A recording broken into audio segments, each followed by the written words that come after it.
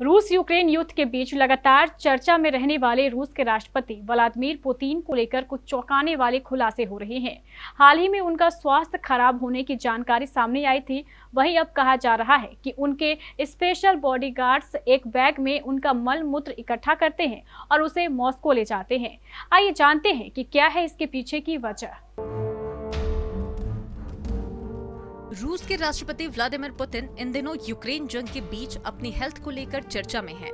Media reports के मुताबिक Putin cancer समेत अन्य कई गंभीर बीमारियों से ग्रसित हैं।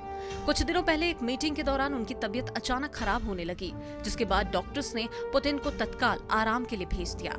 इस बीच एक रिपोर्ट में रूसी राष्ट्रपति को लेकर अहम जानकारी दी गई, जिसके मुताबिक रूसी राष्ट्रपति व्लादिमीर पुतिन के स्पेशल बॉडीगार्ड विदेशी यात्रा के दौरान उनके मल मूत्र को इकट्ठा करते हैं।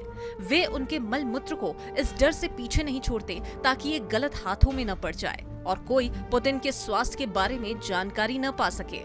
गौरतलब है कि इस अजीबोगरीब दावे को 2 फ्रांसीसी पत्रकारों ने रिपोर्ट किया था।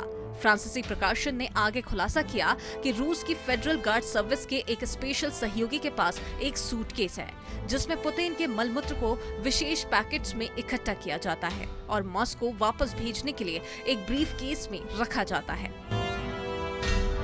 क्या क्या करते हैं ये स्पेशल बॉडीगार्ड्स?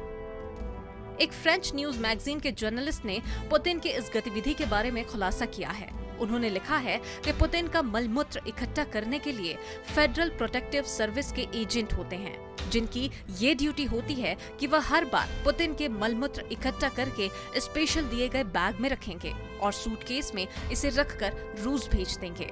इसके साथ ही इन बॉडीगार्ड्स की जिम्मेदारी में पुतिन की सेहत और उनकी बॉडी एक्टिविटीज का ध्यान रखना भी शामिल है।